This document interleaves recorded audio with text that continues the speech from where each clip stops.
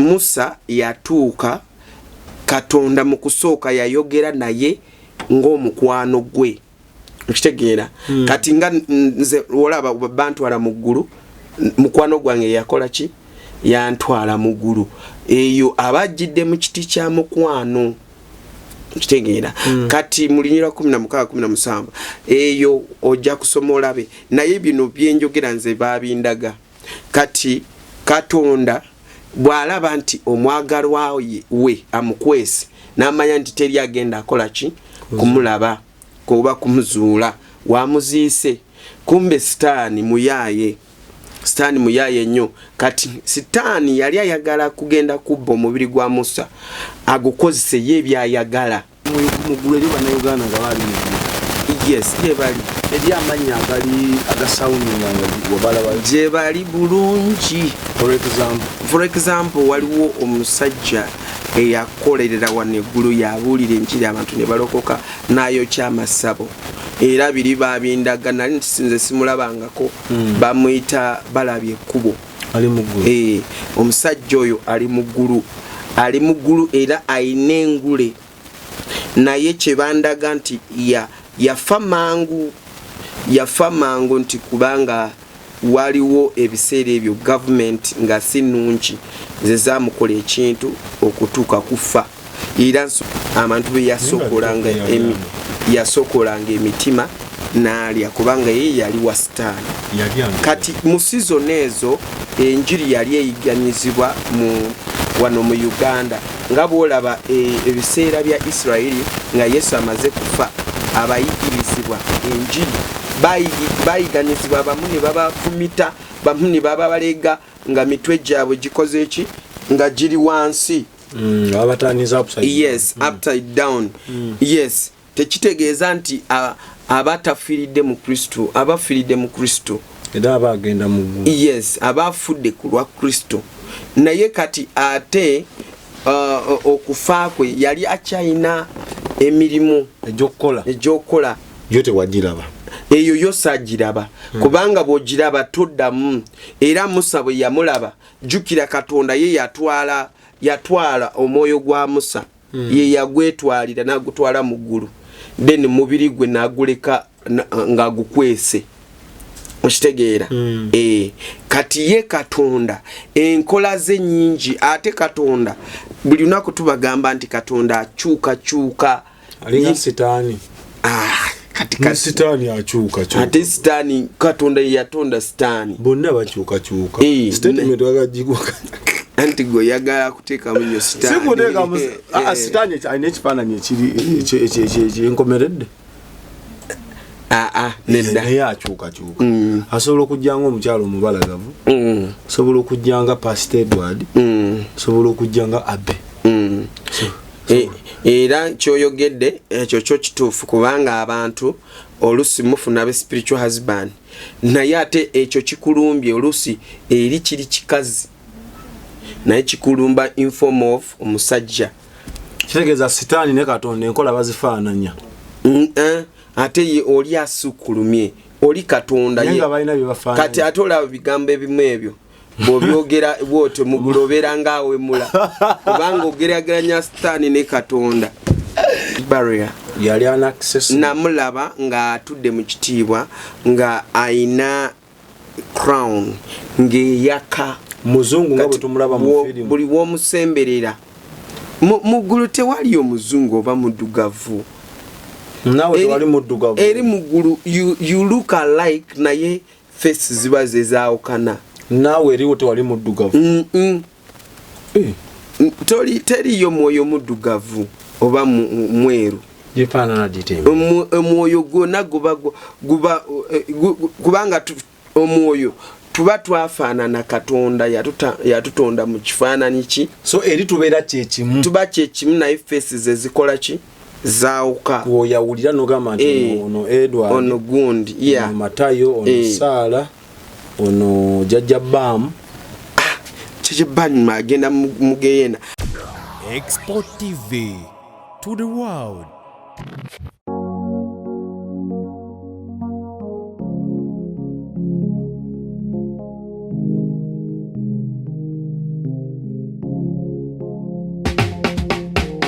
kankwanjulire Cambridge Junior School esangibwa Matugga Kito bano beesowoddeyo okubangula omwana ow'omulembe guno. Omwana agenda okufuluma ng'alina obukugu obulala bungi omuli okukozesa ebyuma bikalimagezi oba kompyuta, okuwuga, okuyimba n'okukuba ebivuga byonna, ate nga ne co-curricular activities tetuzisudde muguluka. Buli nzikiriza y'omwana essibwako essiira, tulina day ne boarding. Buli ekikozesebwa ku ssomero omwana akisangako. Abasomesa baffe batendeke tusobola okulabirira omwana wo okumala ebbanga lyonna ne bwe guba mwaka mulamba kusa n'eddekeya eri abannassale. Cambridge Junior School esangibwa Matugga Kito, kilomita 1 okuva ku Bombo Road. Okumanya ebisingawo kubira Administrates ku 0773 01 14 12 oba kubira Director ku 0752 52 Cambridge Junior School, a well for knowledge. Wow, tukwaniriza gwe wenna alaba Expo TV. Olunaku olwaleero ngenda kusaba subscribing bwo badde tonnaba. Tukomyewo nate obeeko kyoyiga kyobuuza genda mu comment section. Gwasumbuyibwa endwadde ezitali za ngeri emu, ulcer, olina sinuses, olina diabetes, olina low sperm count, brain tumor, n'endwadde zonna kubira ba God Heals Herbal Medicine kati munnange bakuwunye naye weeyagaleko nga banna abalala.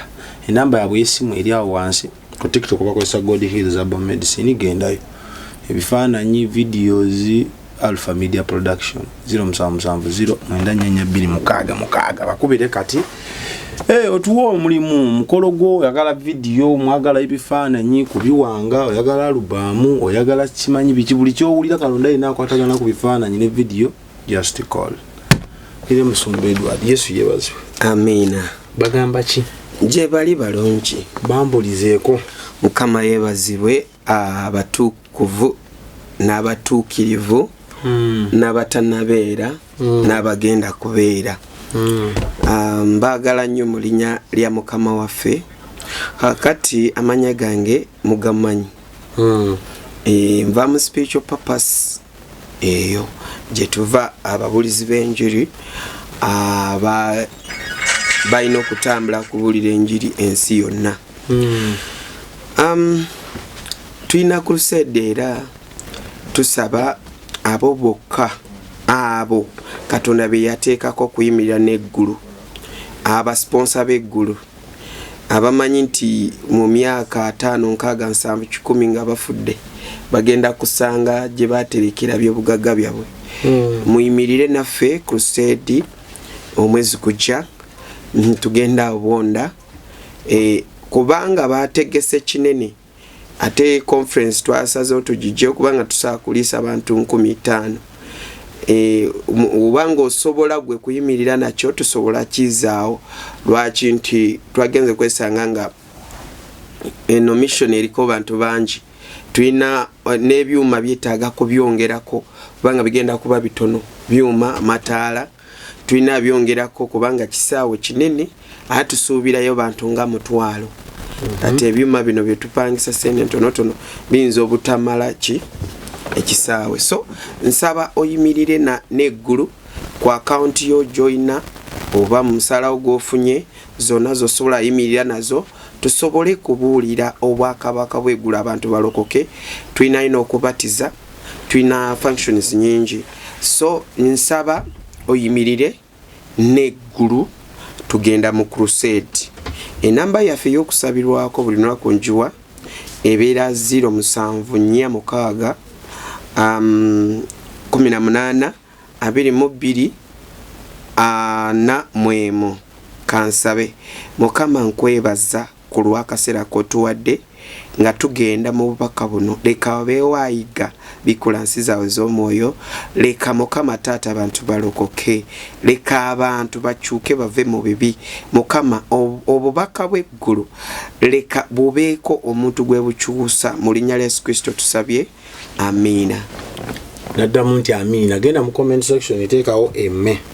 Musumba omanyi kati ekiriko ekigenda mu maaso eggulu lifuuse eggulu. Waliwo omukyala trending ku TikTok yagenda mu ggulu. Ate naye wano otugamba agenda mu ggulu. So tweyongere we twakoma. twakoma oli muggulu olabye abantu bangi bantu ki abo abatuukirivu betusuubira nti bakola obutuukirivu ku nsi nga babasangayo muggulu tutandikire ddala ku Musa kubanga ye Ibrahim twamwogerako si Musa ali muggulu yes kijja kulaga nti Musa ali muggulu. Musa mu kusooka teyali muggulu, Katonda yali amukwese, naye gye yali amukwese bwe yamuziika sitaani n'amukola kinaamuzuula. Ali sitaani bwe yazuula Musa kubanga bino ebintu oba oli muggulu jjukira baba bakolaga bintu bingi kati oluusi ekiseera kituuka nga ogenda ojjukira ebimu oluusi oyinza n'okwesanga nga byo si bya mwana wa muntu kumanya naye nga biri wakati wange ne Katonda asobola abyogera naye nga waliwo ebino ebisinga byabikulirwa nga baŋŋamba nzije mbyogere okitegeera. So kati ono Musa Katonda yamukuba Katonda ye yamweziikira yekka okitegeera. Kati nga tayagala kubanga Katonda ngeri gye yali ayagalamu Musa yali tayagala mikono gy'abantu bonoonyi kumukwatako ng'afudde okitegeera. Musa ono ye musajja yasooka kwogera ye musajja yayogera ne Katonda si yasooka kubanga Adam ne Eva basooka n'okwogera nani ne Katonda abona nabalabayo naye kati tutematema gyebali abo gyebali muggulu sebo. Utusoma Bible egamba era okubonaabona kuno kwava kwe tuliko kwava kwa Adamu ne Eve. How comes nti bali ate bwe tusuubira okugenda ffe abakoze ebirungi? Bayonoona osoma Bible era wano ne baddamu ne beenenya. Baddamu ne beenenya ne basaba ekisonyiwe mu maaso gwani ga Katonda. Katonda n'abasonyiwa. Era gye bali mu paradise mu Eden oba ye paradise oba mu Luganda bakiyita batya eyo gye bali eyo mu paradise gye bali mbadde nkyayogera ku Musa n'olwaleero ate neeyo nayo mpanvu. Kati wano Musa bwe yali nga kwegamba kiseera kituuse Musa yagamba yasooka n'alaba Katonda ku olwo. Kati mukulaba Katonda eri Musa yatuuka Katonda mu kusooka yayogera naye ng'omukwano gwe okitegeera. Kati nga nze olaba bantwala mu ggulu mukwano gwange yakola ki yantwala mu ggulu eyo abajjidde mu kiti kya mukwano okitegeera. Kati mu Lunyiriri 16:17 eyo ojja kusoma olabe naye bino byenjogera nze babindaga. Kati Katonda bw'alaba nti omwagalwa we amukwese n'amanya nti teri agenda akola ki kumulaba kuba kumuzuula wamuziise kumbe sitaani muyaaye nnyo. Kati sitaani yali ayagala kugenda kubba omubiri gwa Musa agukozese ye byayagala okitegeera obanga yali ayagala kulumya Katonda omanyi ye mubbi muyaaye mufere ate muli ye sitaani buli kadde ye anyumirwa kwonoona. Kati ono Musa Katonda bwe yalaba nga sitaani ataami Katonda n'asindika malayika okulwana nani ne sitaani. Era malayika bwe yalwana nnyo ne sitaani n'alaba nga sitaani tagenda n'amugamba Katonda akunenye. Kati sitaani ye kasita bugamba Katonda akunenye oba omumazeemu amaanyi. Statement eyo yokka. Statement yeggulu. Statement yeggulu kati oyinza ogamba ati pastor nange kansabenga nti sitaani Katonda akunenye nedda gwe tonatuka ku authority eyo. No. Statement eyo ekola eri mu ggulu ekolebwa abo ba Michael abasajja abalwanyi abamalayika abalwanyi. Naawe tusobola gikola. Ate nze bwe njikola sitaani ansekerera busekerezi. Ekolebwa ba malayika bokka nti Katonda akunenya era amunenya. Sitaani bwajiwulira akosebwa amaanyi ga Katonda gamukuba kati kinaffe tugikozesa wano anti kubanga Sitaani yali katulwe lutalo lwe bakugamba lwokubiri Michael ng'alwana nani ne Sitaani yalwana naye kumusuula wansi era luli lwali lutalo osinzigo kugenda kumutuuzawa wansi kumusuula eyo mu bunya butakoma kubanga jukira bakugamba osoma bulungi Sitaani yali wounded Michael yamufumita ebiso lwaki yatamudde Katonda yali amanyi nti amunafiiza kiringa nga bw'okuba omuntu n'omanya nti oyo yakoze eki awedde kitegeera yali yatamudde ffe tubonaabona lw'akantu ako kati ensonga eyo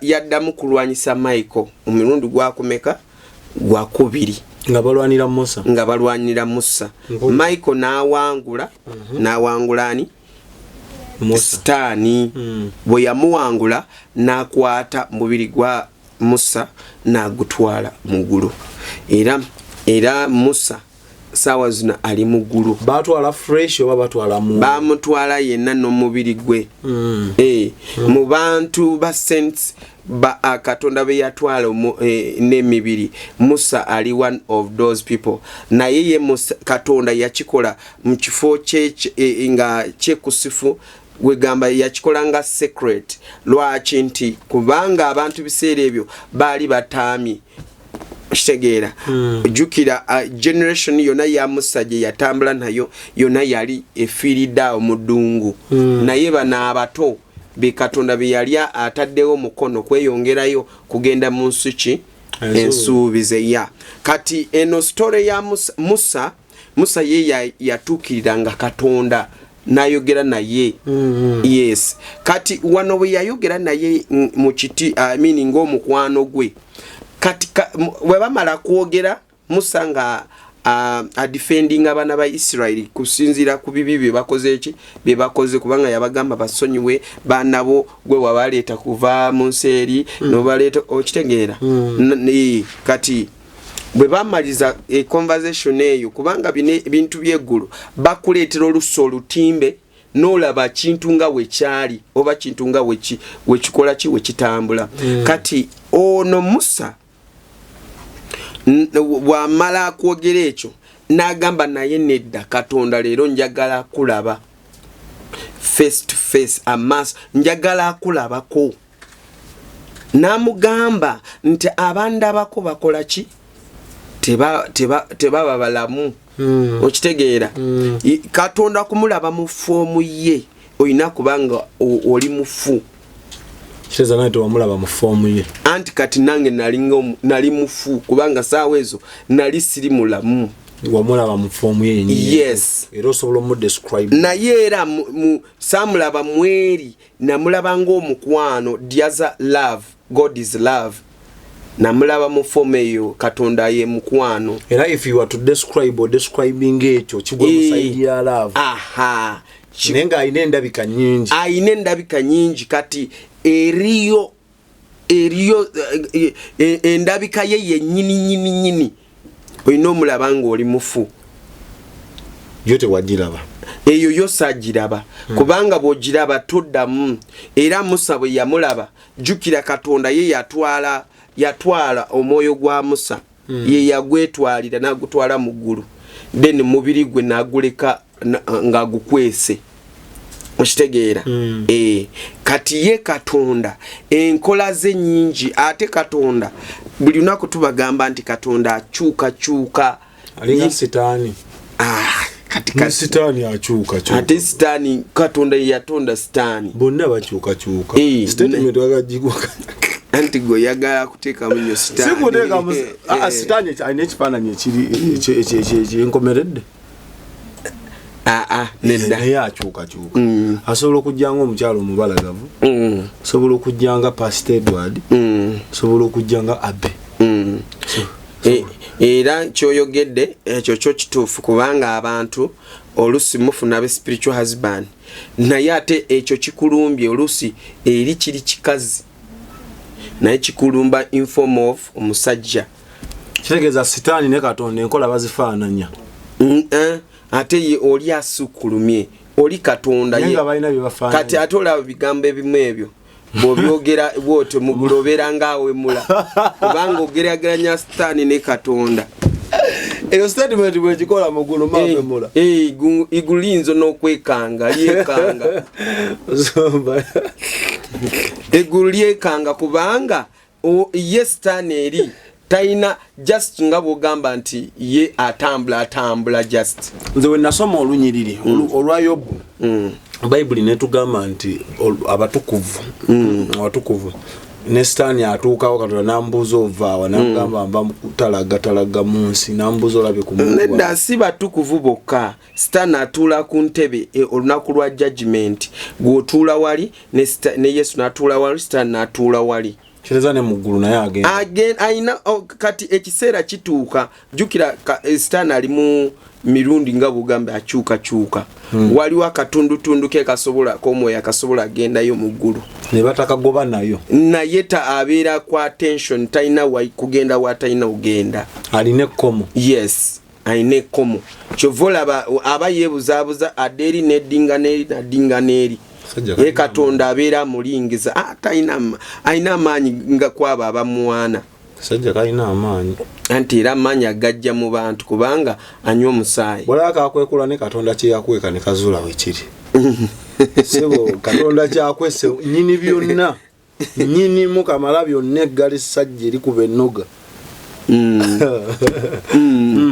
Anti kati bino bitwogera bya myoyo gimanya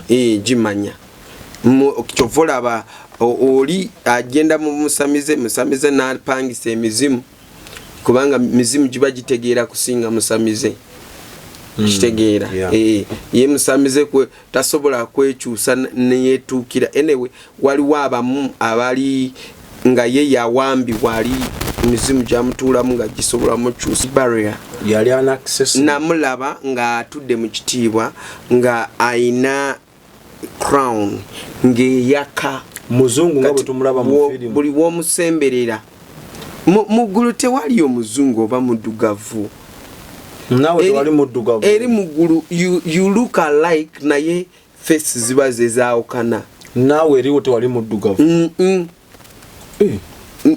teriyo mwoyo muddugavu oba mweru gifaanana dite omwoyo gwonna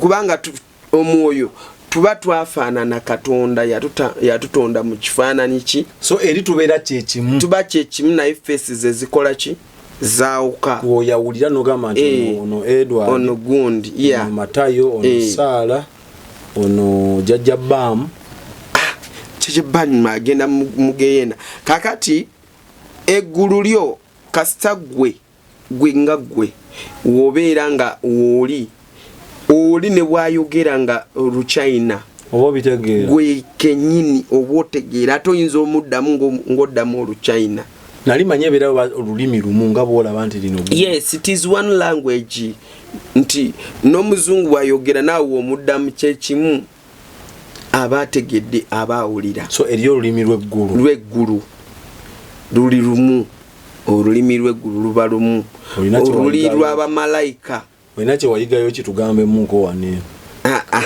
tugenda ogenda nga tukoze muri yaso sijja muggulu abeera muraba shakara babababababa anti kati emyoyo gicommunicatinga tuyinza okwetunula bwetu naye nga tuli mu kwogera nga tuyandalabisa twogera nga ngamba genda okole kino ontuma oluusi oli mu kuŋŋamba kintu ky'omugaso nga mwetunuddeko bwetunuzibwe muti nga twogera eyo muggulu nga binyuma okitegeera omwana yatugambye eri amata tuganywa muyenga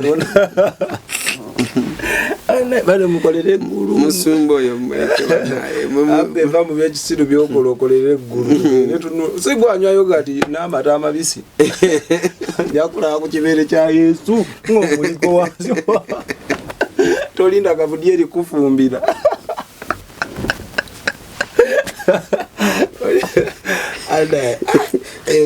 Uganda buli kimu kisoboka buli kimu kisoboka lwakuba mukyalo ono temwamukwata bulungi. Teri mukwata bubi Musumba. Temukute bulungi. Emboozi ye mugenda mugigatagata. Teri mukwata bulungi. Musumba. Teri mukwata bulungi. Tuwuliza byakola ki? Byatugamba. Mpozi nga yatatukwata bulungi.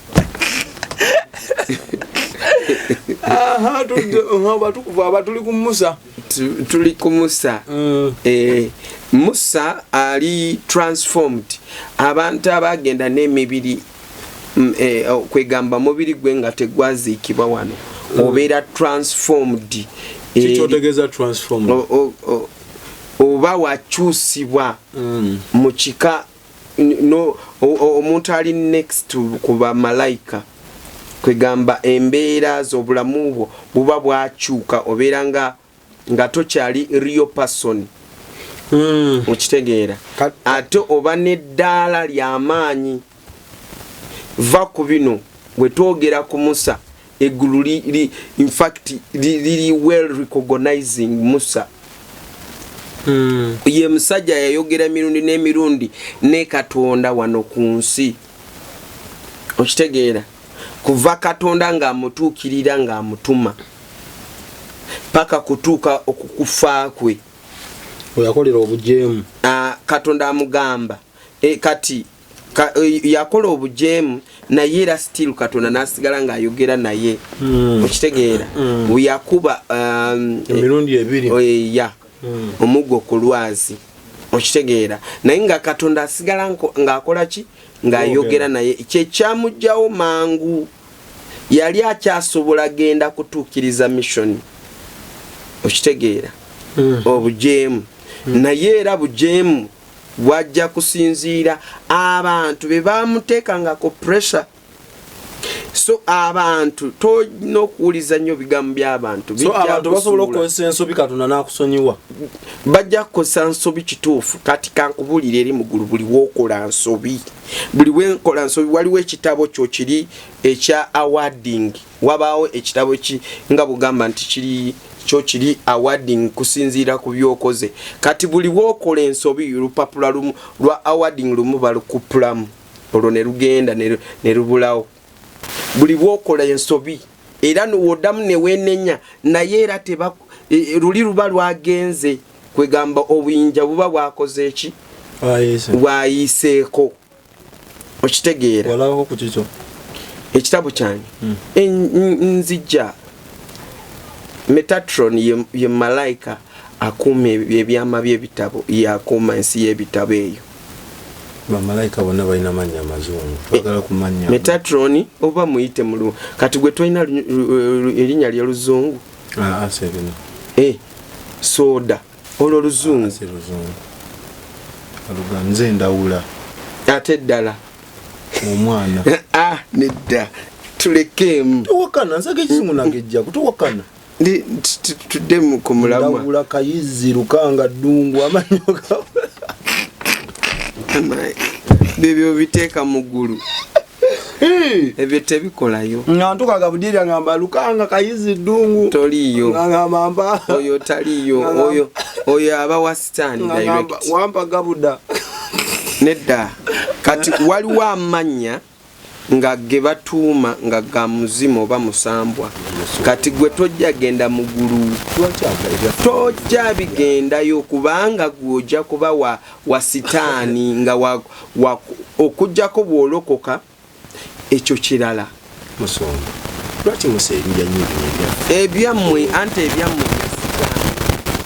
Ebyamwe biri bya sitaani.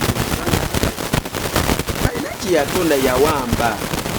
Gano gandawula yagawamba. Buli kimu yakiwamba. Kati nze nali wambulwa n'endijja n'endikubako. Yawamba ensi namba era wano obwakabaka bwa sitaani buli wano ku nsi. Era bunaku nkibagamba nti Yesu sitaani bwe yali akema Yesu buli muntu wano akemebwa. Olaba ne Yesu yakemebwa. Yakema Yesu n'amugamba olaba bw'onsinza ekyo kibuga kyonna nkikuwa. So entongoli zonna za sitaani ziri wano ziri spiritual. Lwakuba mmwe amaaso gammwe tegasobola kukiraba.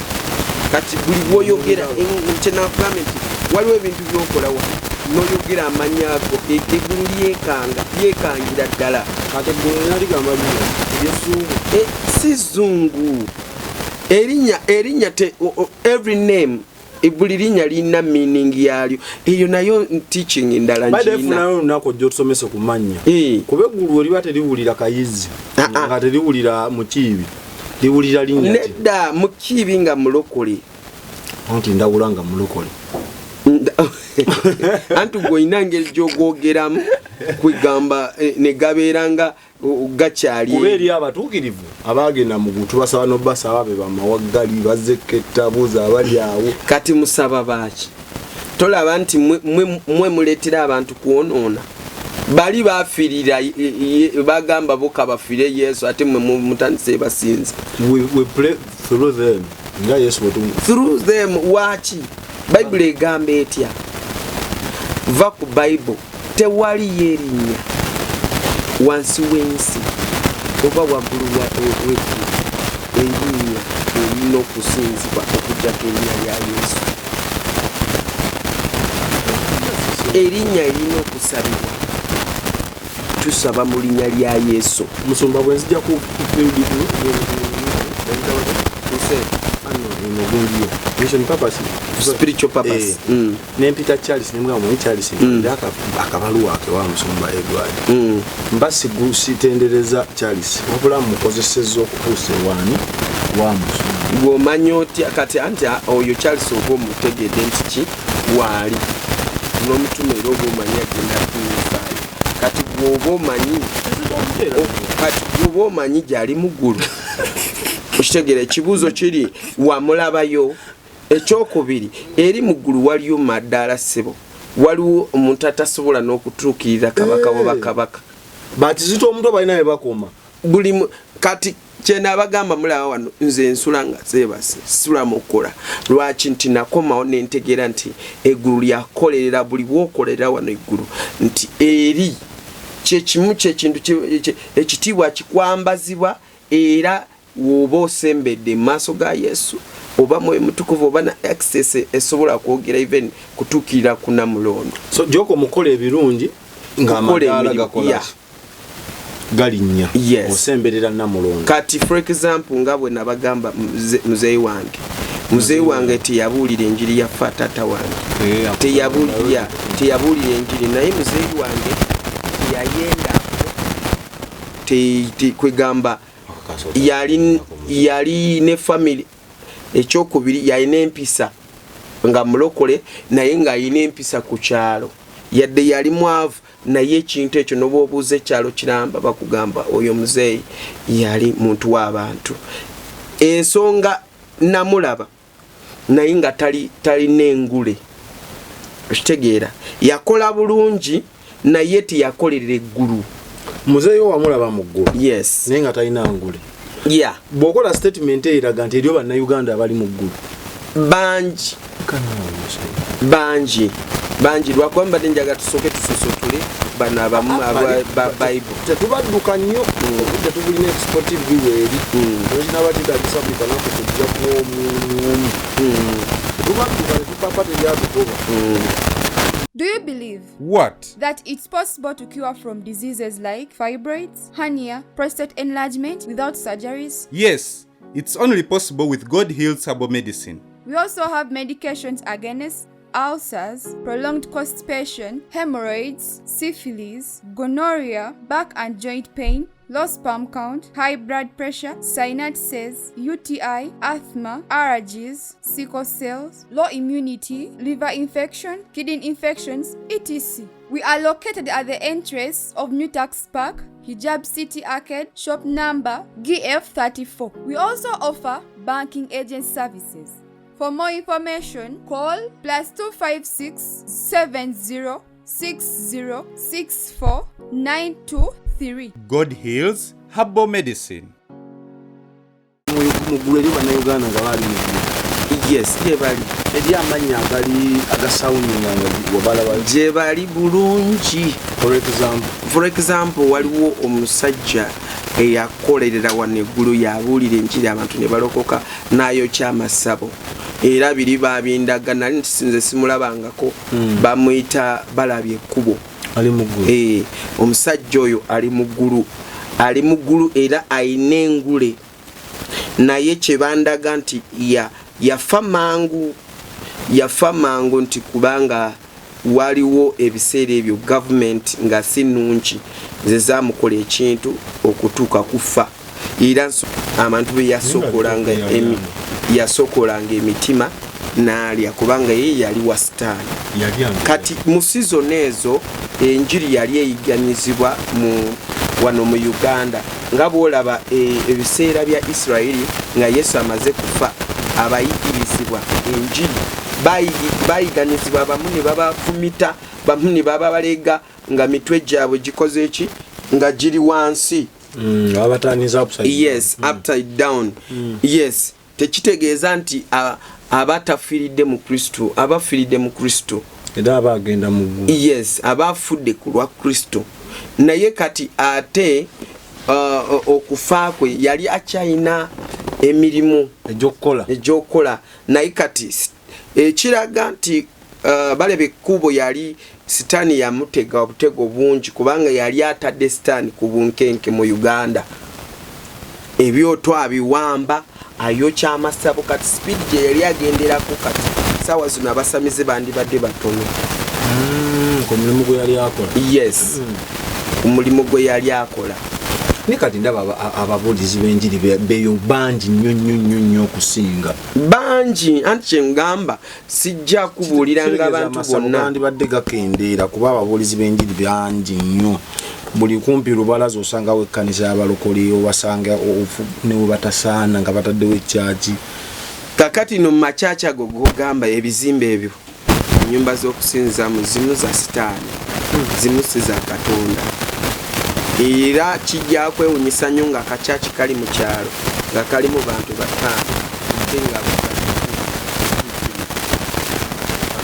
nekagenda mugulu ate gwe kyaki gyobadde olowooza nti eriko abantu mitwalo n'emitwalo netagenda ng'erina omufumulitu z'abantu bajjuula ne bajjuza ne batulako n'ebweru saavisi basaba nnyo olunaku okitegeera. So ng'oggyeko bali ekkuba ery'omulala bano abajulizi baffe teri yaliko mu ggulu eyo abo nja baleeta kubanga tetujja baleetera muno bajja leeta chaos mu comment section kati twagala tusooke twagala byana bituwoggalire twagala abanaddiini bakabiito. Yes, twagala abanaddiini twagala tusooke tutwale smart emitima kati ono musajja ku kintu kye yakola mu Uganda ayina engule then ayina n'olubiri kwali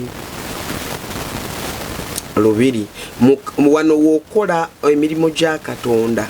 Nze buli lunaku mbagamba okukola emirimu gya Katonda okukola emirimu gya Katonda gigasa nnyo muggulu ng'ovudde wano ku nsi gwe leka kulaba bino byansi kubanga oli mu kunyumirwa wano ogenda kunyumirwa myaka 8 myaka 7 naye muggulu kyetuwogera mirembe n'emirembe kyetuli mu kwogerako ekyalubeerera era kyobula ngamba abantu abawagira spiritual purpose gospel crusade seminaries charity nti kino kyemukola nze sirya sente ng'abasumba abalala abasumba abalala kasitama lakulaba obukadde buweze neyeevuga kasitama lakulaba obukadde buweze n'alimba okitegeera eggulu liraba nti olipo owemudde sinakuwemula likuta likuvaako kiringa nga bwolaba nti obaze ebibala naye ebibala byo bivundu ate nja kutwala nti mu lusuku Yesu gye yantwala nti omuti ettabi litabala bibala balitemako ne balisuula mu muliro yandaga omuti nga gutemeddwako amatabi 5 nga gusigaza amatabi ameka 5 n'agamba ago nago bwe gaba nga tegabaze nago bagenda kola ki gatema bagasuule ki kati oba kusuula mu muliro omanye kiddako oba mugeye already ne sitaani ukitegeera kati emirimu gya Katonda gikola gitya ebibala bibagamba nti kati buli wogenda n'okola emirimu gya Katonda ebibala ebivaayo oba bantu balokose abantu obasabidde ogobye emizimu givudde mu bantu olaba kati ffe tuba mu lutalo oba olina okugoba emizimu ejyavaza abantu egituga abantu egikuta abantu egiremesa abantu egirwaza abantu okitegeera kati eggulu liba likurecognizinga by the buli wotambula litambula naawe lwakuba gwe oliwo mubiri bwoto ogamba nze ndimukubulira mukama naye nga tomanyi nti waliwo ekikuwaga ekikuwaga we kiri kibaawo mu nsi y'omwoyo oba otambudde nakyo kati abatuukirivu bano oyagala tuwogere kwani ku Joshua omulala tujja muleeta omulala w'olulala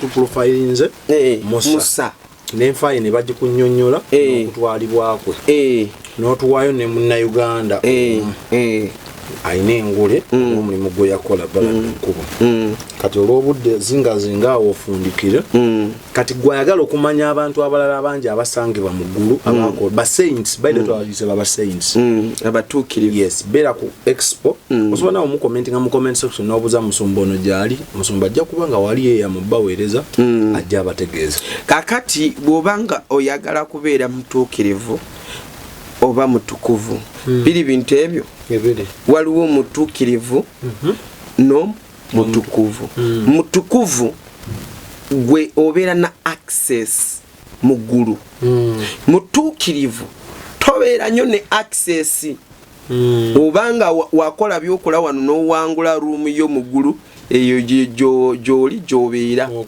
wokoma oba n'obeera n'ekizimbe oba olina wooli oba n'obeera nga kubanga mu ggulu muliyo sections za groups of people groups z'abantu z'abatuukirivu abafedda era wobanga wakoze emirimu wano ku nsi bulungi osanga nga bakulinze okitegeera ku mulyango gw'eggulu kwennyini okitegeera ku mulyango gw'eggulu nja kujja mbanyonyole okuva ku mulyango eggulu basooka akutwala kulambuza ekifo kye bayita the feast table feast nti table eyo gye tuligenda kuliirako emmere oba kujagulizaako Katonda Yesu gyateekateeka okitegeera gye yateekateeka yabatuukirivu kati waliwo eyo ekyo kibinja kijja nekikwaniriza nekikulambuza before obanga ofudde ng'ogenze si bino byange by'okukyala bukyazi okitegeera ati oba ofudde ebyaddala ng'obadde okola emirimu wabaawo pati eggulu liyuguuma nga wakoze emirimu gyani gya Katonda nga tolina byekwaso bingi biri awo nti ate nandigenze ate abaana bandemeseza ate nandigenze omulimu ate nandigenze ebyekwaso biveeko osobola kutuula wotudde n'oweereza Katonda osobola kusindika sente neziwagira obuweereza naye nga buweereza bukolerera eggulu olina okubanga mugezi ng'osaba oyinza okuweereza obuweereza ng'oli ajjuza lubuto lwe okitegeera empeera yo baba bamaze egiblockinga okitegeera eba maze ku blockingibwa nga togenda kufuna kati gwe kyolina okulaba olina okuba mwegendereza n'okubeera nga musabi bw'obanga olina kyoyagala kati nga for example abali eyo busy n'emirimu gyabwe oba abali bweru oba abali ki okitegeera talina budde obugenda ku lusede oba kukola ki oba kola ki olina okumakinga sure nti kino kyenkoze kigenda kumpeebwa empeera yange wa mu ggulu temulowooza nti bintu bino byetukola wano ku nsi tuli mu kukolerera nti aliwaliwo yagamba bintu bya Katonda bibanga oba charity oba kubanga kukola ki ayina ngeri giyanyonyolawo omusajja w'ensi kwegamba oteekayo ng'omanyi nti okoze loosi ye bwatyo bwe yali akitwala mu Katonda temulimu loosi mu Katonda mulimu profits bw'obanga tofunye wano obanga osize ensigo nga tofunye wano manya okoze emirundi egyo obanga tofunye wano manya mu ggulu kyakoze eki kyawandiikiddwa mu kitabo nja kujja era mbanyonyole oyo Metatron oyo malayika oyo amaanyi galina n'obusobozi bw'alina Mukama banjagalire, njagala nnyo abantu abayimirira ku crusade eno. Crusade eno budget yageze. Bagambye tulina okwongera ebyuma, abantu bagenda kuba ki bangi, so twetaaga ebyuma bisobole kutuuka abantu bulungi, so nga te system gye tuba tukozesa eyinza obutatuuka ki bulungi ekisaawe. Mbagambye bantu mutwalo bantu bangi, so betuplaningira. So wagira crusade eno imirira naffe, just mpako ka message oba kyona kyokola, then oba oyagala kusabirwa kubeeri namba yesimu. Oyagala kulokoka, twatule ebigambo by'okulokoka. Gamba ai Yesu olunaku olwaleero neewaddeyo gy'oli, jangu onyambe onunule. Nunula leero Yesu, sangula amannya gange mu kitabo ky'okufa, ogawandiike mu kitabo ky'obulamu. Yesu leero sitaani n'emizimu gye mbyegaana, sitaani n'emisambwa gye mbyegaanye. Nja kugoberera gwe Yesu, nzikiriza n'omutima gwange nenjatula n'akamwa kange nti ndokose, era nja kugobereranga Yesu Kristo ng'omulokozi wange. Amiina. Kati omaze kulokoka, Mukama bampeera omukisa. Weewaawo gwe wenna tulabye video n'ogimalako, Mukama akuwa omukisa. Kashiyali ng'okaweko ne munno. For now, bye bye. Export TV to the world.